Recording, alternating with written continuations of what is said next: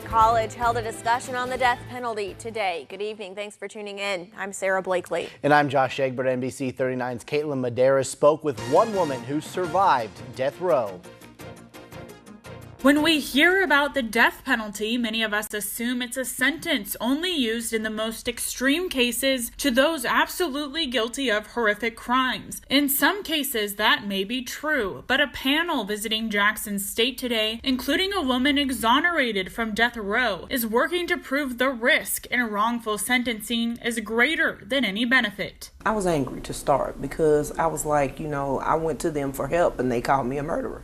And I couldn't figure out why the justice system was doing me the way that it did. Sabrina Smith was convicted of murdering her son Walter after rushing him to the hospital in 1989 when he suddenly stopped breathing. When doctors found bruises from Smith's resuscitation attempts on her son, she was arrested, convicted, and sentenced to death for murder. During her retrial after 33 months on death row, Smith was acquitted, and it is now believed that her son died of cystic kidney disease, which runs in her family, or SIDS. We all as a people need to learn more about and look in and dive into it and start talking to the people over our districts. We need to talk to them. We need to try to change the justice system because it's only going to get worse if we don't. The panel included the coordinator of Tennessee conservatives concerned about the death penalty and Cynthia Vaughn, whose stepfather murdered her mother in 1984 and has been on death row ever since. Closure is not going to be the execution. Closure is going to be when you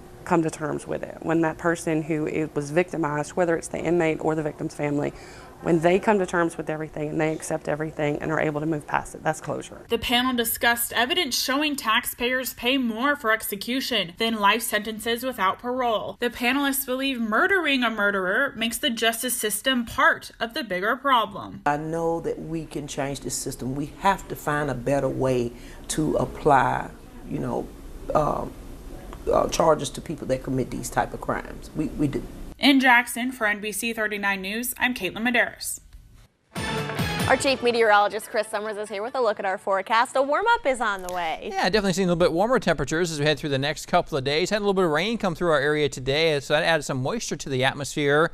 And now that moisture with the clear skies is actually producing some dense fog across our area. National Weather Service out of Memphis has put our whole area here in West Tennessee underneath a dense fog advisory until 9 o'clock on Thursday. As you head out overnight tonight or especially early tomorrow morning, you may run into visibilities less than a quarter of a mile in some areas, so definitely need to be careful and use some extra caution as you head out on our Thursday. Then we get into the afternoon hours, some sunshine expected.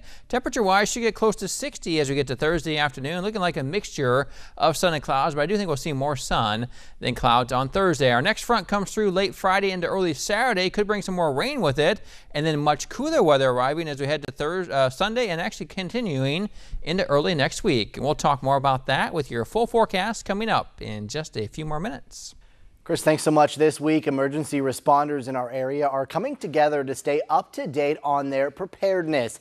Today and tomorrow at Union University, Jackson Fire Department, police, EMS, and health specialists take part in Tennessee Emergency Preparedness Summit, or TEPS.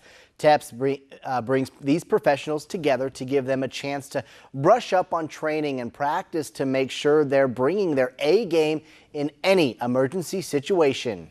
Almost monthly we're tornadoes, hurricanes, those type things, and we've been called upon to actually have to go help sister states. So you need to practice. I mean, you got to practice. You can't just go into one of these incidents and wing it. You got to know what you're doing. It helps know the players. It helps know what all everybody has to bring to the table. With guest speakers and participants from organizations like Air Evac, Life Team, Vanderbilt, Life Flight, and more, emergency responders learn about the latest info on current technology and practices. All the Hazard Summit allows these teams not only to fulfill their yearly training requirements, but also to connect with some others to ensure they know who can be most useful in any given emergency. The VFW Post 6496 in Jackson is opening its doors for local Iraqi and Afghanistan war vets. NBC 39's Jackson Overstreet has more on the local vets who are trying to help out the new generation.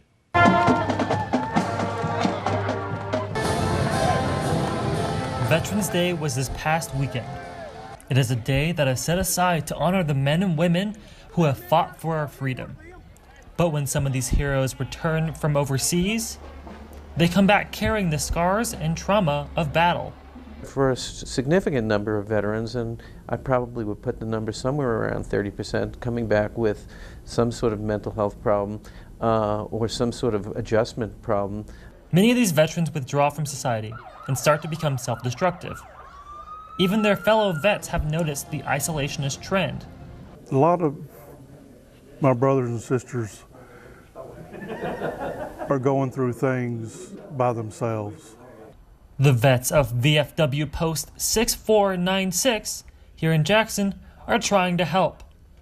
The post has begun reaching out to veterans, specifically men and women who have served in Iraq and Afghanistan, to bring them into the fold.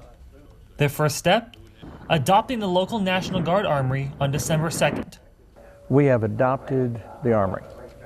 There's approximately 250 members up there. They're all Iraq and Afghanistan veterans. There's, well, I shouldn't say that, just a few that are not, but very few.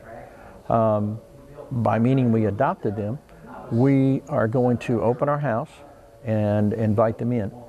This allows the vets of the VFW to help bring their brothers and sisters out of hiding into a more understanding place. One combat veteran knows another combat veteran. It doesn't matter what year it was they were in combat or what theater they were in combat. You don't have to really talk about it. You can just tell and know that the experience was the same. And it's comforting to know someone else knows what you went through. Doctors at the VA agree.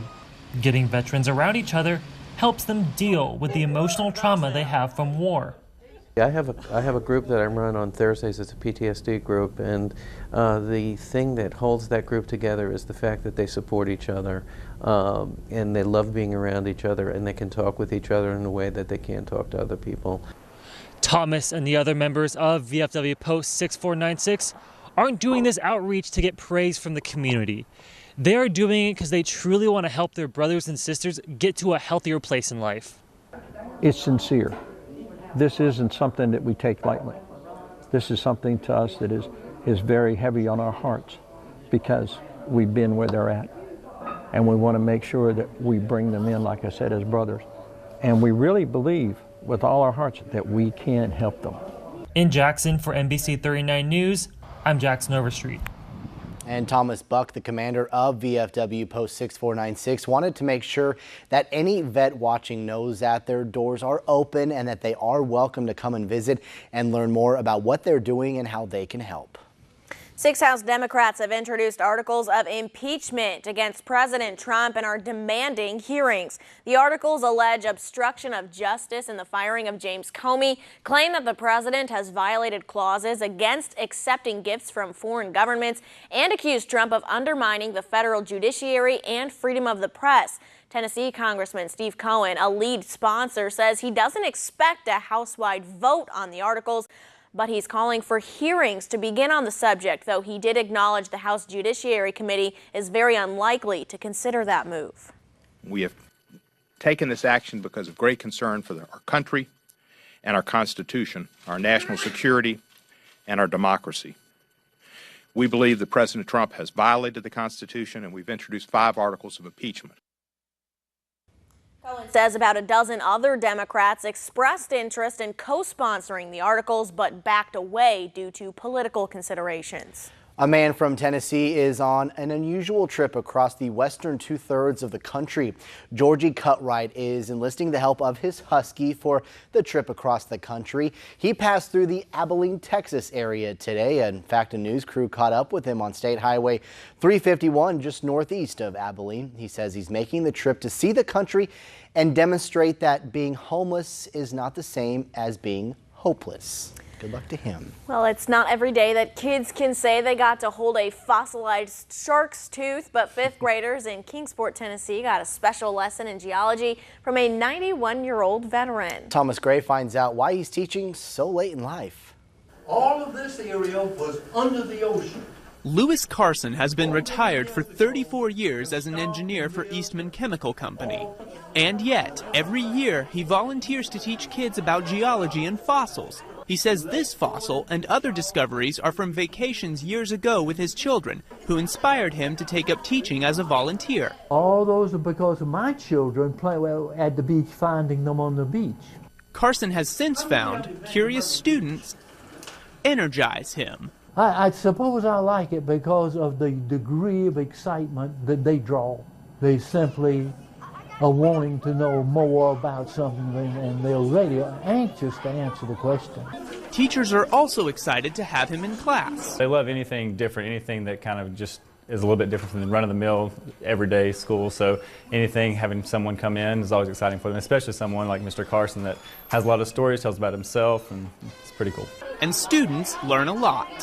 When he gave us the rocks and we got fossils, I thought it was kind of cool because how old it was. We saw them in action, and they're normal. A quick consumer update for you. If you've shopped at fashion retailer Forever 21 and used a credit card, you're going to want to monitor your account for suspicious activity. Forever 21 says unauthorized users may have gained access to its payment systems. That could have potentially exposed the credit card information of customers who have shopped in some of its stores.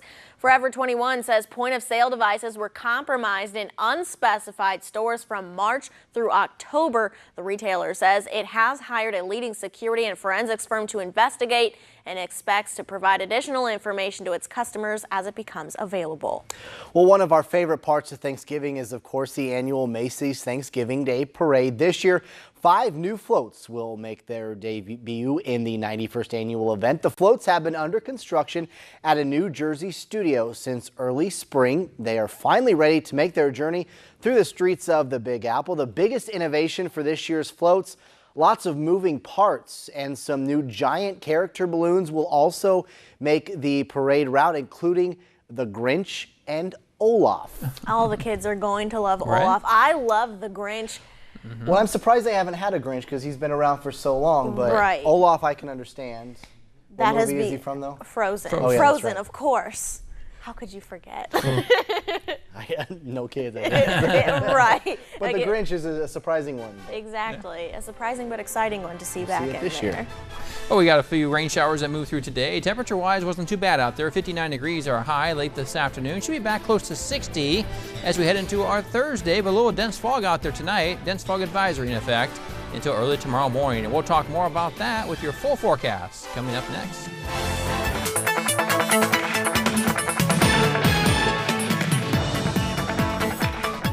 And welcome back, everyone. A good Wednesday evening to us. Seeing some dense fog around the area tonight. Some of those visibilities already under 2 miles here in West Tennessee. Have been seeing some reports up to our north around Dyersburg and actually Union City, as those visibilities are already down under 1 mile. So dense fog advisory in effect until early tomorrow morning. As you could see, these visibilities actually get down close to 1/4 mile in some areas as you get into the overnight hours and early tomorrow morning. So definitely need to be careful as you head out early tomorrow morning, as you may run into some dense fog here in West Tennessee. Now, satellite radar doesn't show much going on. Again, had a little bit of rain come through earlier today. Most of the clouds have started to break up, so we're going mainly clear now with just a few clouds still hanging around parts of West Tennessee. Those clouds will start to break up here, and with the clouds breaking up, that's why we're seeing the fog out there as well. Temperatures eventually falling back into the upper 30s to low 40s as you wake up on our Thursday, but looks like highs should get back close to 60. By Thursday afternoon, there's actually some pretty nice weather in the forecast here the next couple of days. Here's your highs from today, upper 50s to low 60s across much of West Tennessee. 57 the high over in Dyersburg, Union City at 55 today, 56 degrees Paris, 57 degrees Milan, and 59 degrees the high today here in Jackson. Take a look at our school day forecast as you wake up early on your Thursday. Again, that dense fog through 9 o'clock in the morning, so we'll see some fog around, mostly to partly sunny skies through 7 o'clock. Temperature at 40, 55 by lunchtime, partly to mostly sunny skies, and getting back in the upper 50s through the afternoon hours. Again, still seeing some mixing of clouds and sun, but really more sun than clouds on Thursday. We'll shoot for a high of around 60, which is right where we should be for this time of year. Right now, mostly cloudy skies here in Jackson. 52 the current temperature. Dew point also at 52 degrees, and winds basically calm. Our visibility here is down to 2 miles as of last hour. Our pressure, though, is back on the rise. Other area hometown temperatures, Yeah, low 50s to mid 50s across much of West Tennessee right now. 55 currently Savannah with partly cloudy skies. Not visibility down there, not quite as bad right now as those dew points are still in the low 50s. Same thing with Whiteville too, seeing partly to mostly cloudy skies. A temperature at 55 degrees. Again, visibility is not as bad. But Martin and Trenton with 100% relative humidity, those visibilities are down to at least a mile, maybe even lower than a mile in some areas to our north, as the temperature currently at 50 in Trenton, mostly cloudy, and 51 degrees in Martin with mostly cloudy skies. So really a pretty nice day for your Thursday. Once we get rid of that fog in the morning, should see a lot of sunshine with a few clouds in the afternoon, that high reaching close to 60 as we get to Thursday afternoon. A little bit even warmer for your Friday. Next front comes in late Friday night, early Saturday. Going to bring some showers and thunderstorms along with it, and then much colder weather comes in over the weekend. We'll turn a little windy on Saturday once that front does move by the area, with some showers and thunderstorms really coming to an end, mainly during the morning hours on Saturday, and then some cooler weather arriving as we get ready for the week of Thanksgiving. For our surface map, though, on our Thursday, there goes that cold front we saw today with the showers. That actually pushes to our east. Just slightly cooler weather trying to come back in. Again, we're going to see temperatures basically right where they should be this time of year. See a little moisture to our south and west through parts of Texas and parts of Oklahoma. That's our next weather maker. As it gets more organized in, it's going to bring a chance of some rain back to our area. And right now, looking like the timing of it, Friday night into early Saturday, this whole area here in green from parts of Illinois, Missouri, even West Tennessee and Kentucky could see some gusty winds along the frontal system as it moves through late Friday night, early in the day on Saturday. Some of those gusty winds, also heavy rain possible too with this system. Something to keep an eye on for sure, with much colder weather following behind that as we get late in the day Saturday and especially on Sunday. Tonight, though, we'll go for upper 30s to low 40s. That dense fog advisory in effect to early tomorrow morning. And then for tomorrow, we get back in the mid 50s to our north, maybe low 50s around Union City, but close to 60 here in Jackson for a high temperature with mainly clear skies in the forecast. Your 7-day forecast, 70, the high on Friday before that front gets here, so a pretty nice day temperature-wise anyway on Friday afternoon. Still in the upper 60s on Saturday. That's going to be pretty early in the day as those rain showers move through, and possible thunderstorms could see temperatures start to drop as we head into the afternoon hours of Saturday. 49. Yeah, that's going to be the high temperature on Sunday. We'll see mostly sunny skies. Overnight lows early Monday in the 20s, and then back into the mid to upper 50s next week, with another chance of rain possible by Wednesday, which of course is a big travel day next week. Could be seeing a little bit of rain across parts of West Tennessee as you head out for Thanksgiving next week. But going to really enjoy some warmer temperatures, not only tomorrow, but especially Friday before that front comes through and trying to bring those temperatures back down early next week. I'll say Sunday looks like a good day to get ready for that Thanksgiving. Yeah, definitely. Baking or anything you have to temperatures do, in the upper 40s. There'll probably be a little wind to go with that too, making it feel even colder out there. And when those temperatures drop in the low 20s Monday morning, you have a good day to stay indoors. That's for sure. All right, Chris, thanks. Thanks, Chris. Stay with us. There's more news coming up after the break.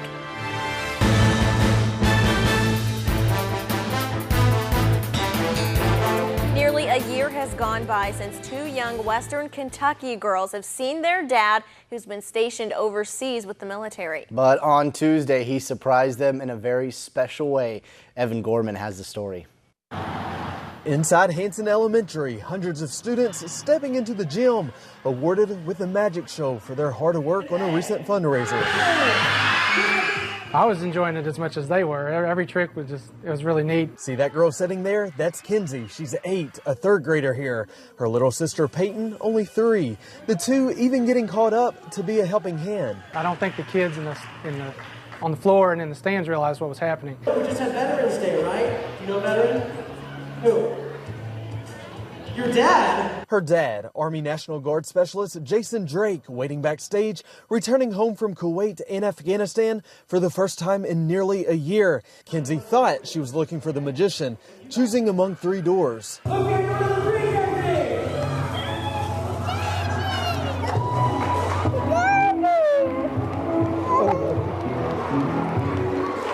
I saw those fingers. It looked like Drew's fingers, but it actually was Daddy's. It was, wasn't it?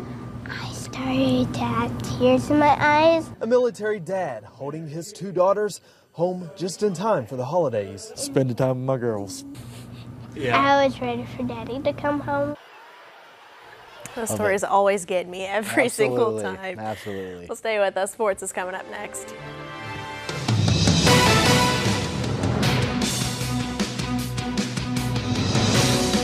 Good evening and welcome back into NBC 39 Sports. I'm Zach Seminar. On Sunday, the Lady Vols began their season with a home win over East Tennessee State, and tonight the level of competition rose ever so slightly when they welcomed in James Madison.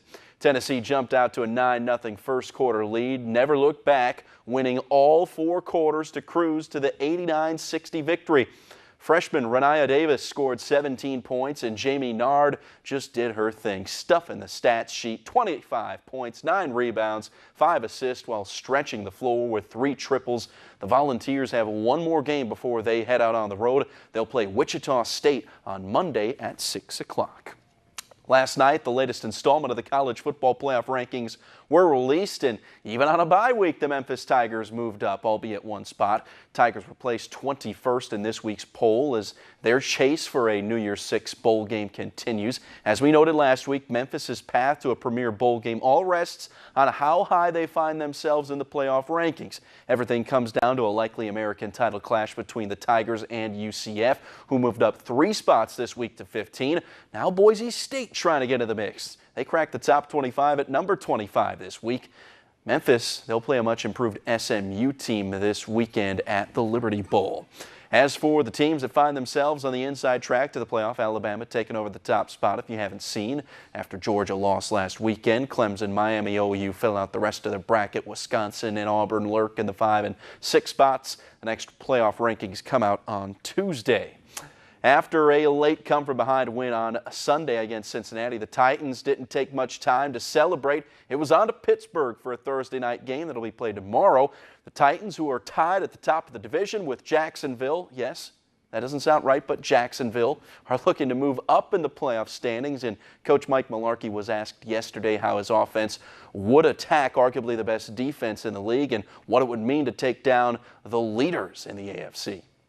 They're fast, not a lot of guys out of place, do a lot. I mean, very, very complex, just like our defense. Better identify, who you're blocking, and then you got to block them. There's no feathers. No, it's a game. It's an important game, obviously. It's against a good football team in a tough environment, and again, there's no feathers.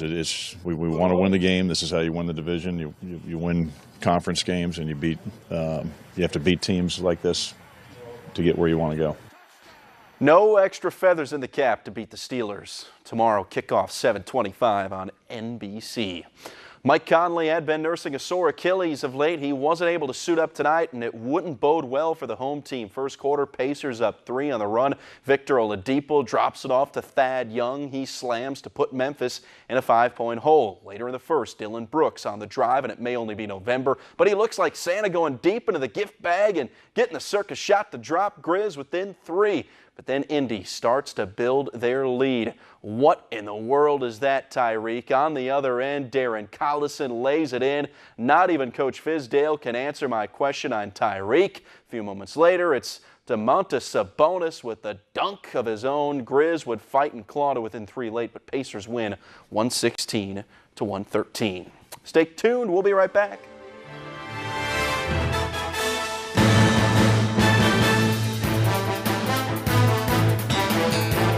Taking a final look at our 7-day forecast. Dense fog advisory in effect overnight tonight. Visibility is down to less than a quarter mile by early tomorrow morning, but not too bad in the afternoon. 60 degrees, mainly sunny skies. 70 for Friday. Some rain chances move in late Friday, early Saturday. High still in the upper 60s before we drop to the upper 40s on Sunday for high temperatures. Sounds good. Yes, thanks. Thanks, Chris. Thanks for watching tonight. We'll see you right back here tomorrow. Follow us online, like us on Facebook, and visit our website, WNBJTV.com.